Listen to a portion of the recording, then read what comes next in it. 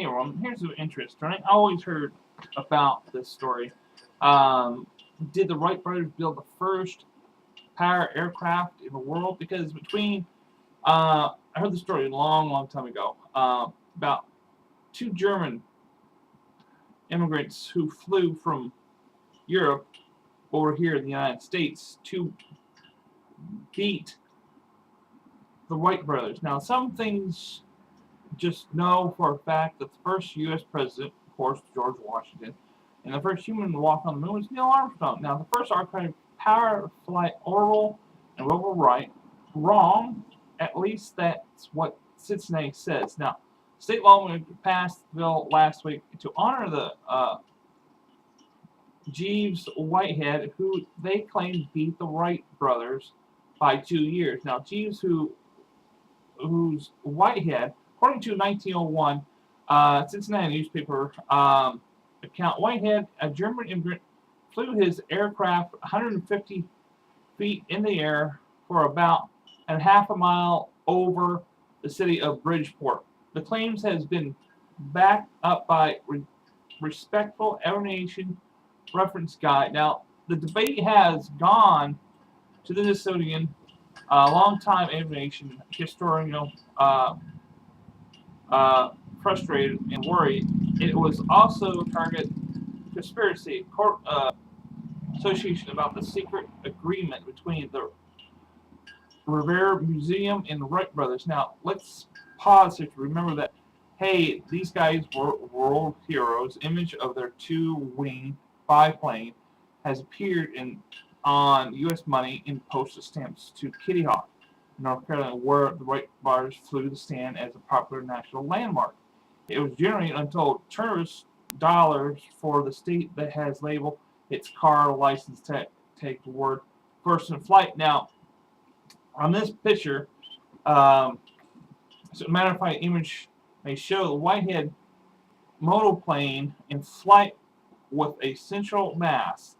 The tree on the right says John Brown. Brown says it could be the photo of the reporter describing in the newspaper of that day. Now, it does show a plane shape, trees below, but it does have a plane shaped look to it. Now, there are more than just bragging rights, lots of it at stake. Now, this is a big deal. Now, this article came out not too long ago. It came out on June 19th of this month. Now, could that be a family who would know something about this? Now, there's no legitimate to claim, said Tom Crouch, the Smithsonian aviation historian. Justice is at risk. Credit should go where credit is deserved. Now, not long after Whitehead alleged flight, Coach said experts tried to find the witness. Quote, the Cincinnati newspaper account. Only one or two named witnesses could be found. The witness said that the flight never happened. Now, if Whitehead really was the first to fly, why didn't he report it later? Now, did he forget the secret of flight? Then he started building machines based on other people's design. Why he did that if his own invention was successful? Now, even since Whitehead's flight, absolutely everyone has rejected these claims, and no one accepts them until now. Now, Jane, all the world's aircraft, respective aviation reference guy, has endorsed the claim. Now, also, Australian aviation history John Brown said he found the key photographer evidence last March while rummaging through a museum attic in Germany. Brown said he found a lost photo of that may depict the plane in flight. It was a quite emotional moment for me. He jumped up in air screaming. Brown says when experts comes to confirm the photo was authentic, but doesn't the photo show it? But it doesn't show the plane in flight. It's just a botch. Describing the blur image, it's not an airplane. Well, yeah, it is an airplane because it has the wings, it has the tail, it has the nose, and the shape of the plane. So it's kind of, yeah, it does look like a plane. Well, I don't know why people can't see it. It's not a plane, but it is a plane. Well, one of these famous Howard Hughes, he built a plane. Look at these planes now. The plane that he built was made for cargo plane for carrying our military plane, and they are built just like that today. Now, Brown agrees that the blurred image failed to offer proof, but rather than trying to prove what the photograph shows or doesn't show, Brown has focused to establish the credibility of journalist witness report the 1901 flight. Journalists in this 1930 afterwards interviewed 17 witnesses who said they saw Whitehead flying. Brown said the stories by 14 other witnesses were notarized based on the research. Brown believes Whitehead indeed flew before the Wright brothers. So there's that so-called secret agreement. Now, whatever the secret agreement was, when the Wright family signed a contract to give the Smithsonian brothers plane, the museum promised never to declare another aircraft the first to archive power flight. Now, this is just strange. Why would they only choose these people? Because they're famous here in the United States. It doesn't mean anybody can be somewhere around the world come up the first plane and stuff. So struck one clause into the contract that said if the Smithsonian ever say anybody flew before the Wright brothers, we have the right to take the airplane back. The clause is in fact still in contract, and as honest historian, I never felt bound by the clause. If I found evidence that I think indicates somebody else had flown before the Wright brothers, I would say, so what else would you say in his shoes? Now, if that was the case, why doesn't he examine the Whitehead's claim? Shows on the picture here, undated photo of Jeeves Whitehead standing with his aircraft, and it looks like the same aircraft was in the photo. How it has the wings, and then of course the tail looked like the plane, exactly like the plane. But Brown said he recently worked with the Smithsonian on the project for a long time. Now, it would be put Bridgeport on the map.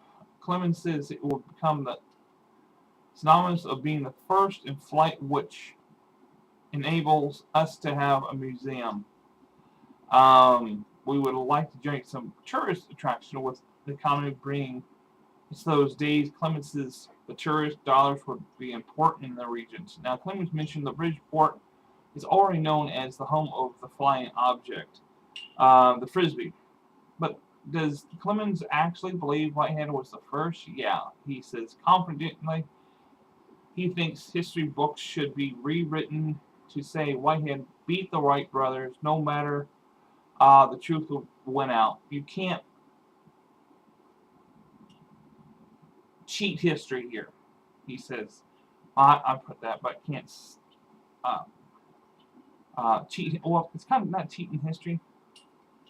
If I built something, I surely want to be put in a history book. But it's back. Brown says the Smithsonian is trying to negotiate history of that contract with the Wright brothers. It's back, but Dreamliner lived up to its name. Meanwhile, the move puts on Cincinnati the odds, North Carolina and Ohio, who's been fighting among themselves decades for sure, share the Wright brothers' turn for dollars. But what about Gene? Their reference guy endorsements has the means of something.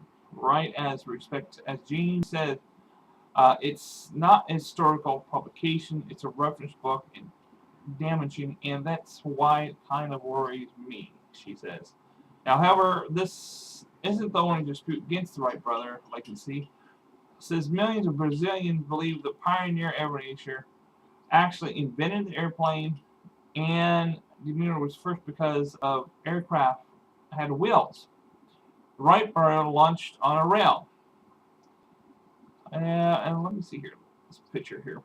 Well, it's standing on something.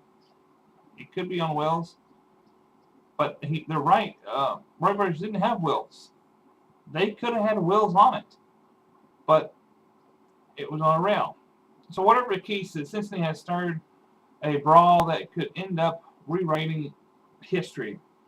It could fade away and blur unproven claims. Well, if this is true, let me see what I can find here.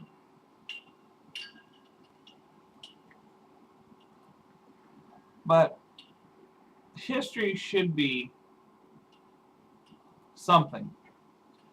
If this person did build the plane and flew it before the Wright brothers,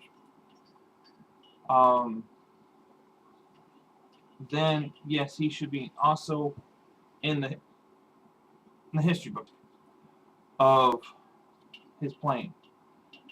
The flying machine. Let's see here. Let's see what it says here.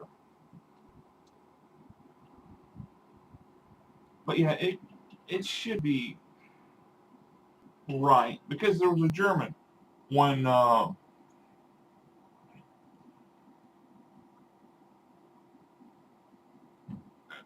they try to fly around the world for people to fly here from Europe to the United States. But let me see here. Now, Gustave Whitehead was born January 1st of 1874 in Littenhausen, Germany. First became interested in the flight while he was the youngest Bavarian German. He made parachutes of tissue paper, and studied birds to close range. Now, he was 13. He leaped from the roof, attached a pair of cloth wings.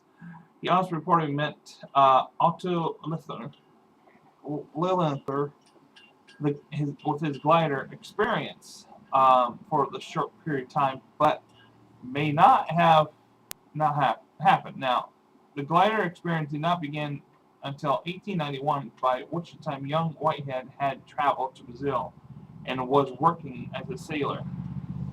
Now, Whitehead moved to the United States in 1895, as immediately began activity pursuit of his dream of flight. In 1897, Whitehead analyzed his name upon the entry to the United States, built a flopping wing glider, which did not glide, for the member of Boston Aeronautics Society. As soon as thereafter construction, the glider which he made limited success. In 1896, now E.I. Harshman of New York hired Whitehead to advise him to construct kites, lethal type gliders, which Horseman sold a large toy store. By 1890, Whitehead was married with a child living in Pittsburgh, Pennsylvania. Was one of the persons affirmed he made a flight in a steam-powered machine for about half a mile during April or May of 1899. Now, association is almost impossible to believe, but for addition, the remarks of distance supposedly flown, the flight sole witness claimed have gone along for a ride. No records of this flight has been found, but Whitehead built the steam power airplane while living in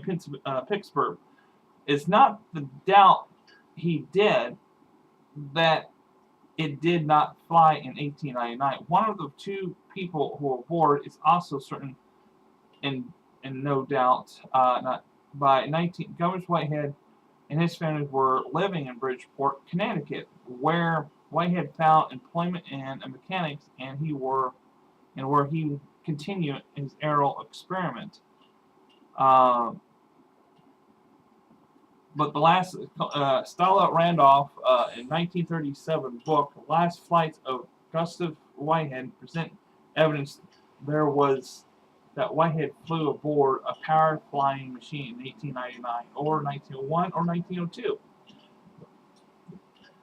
So, interesting book, which fairly associated with the flight were made and witnessed, but it failed to be convincing that Whitehead designed and built a flew gliders and designed the most famous flying machine.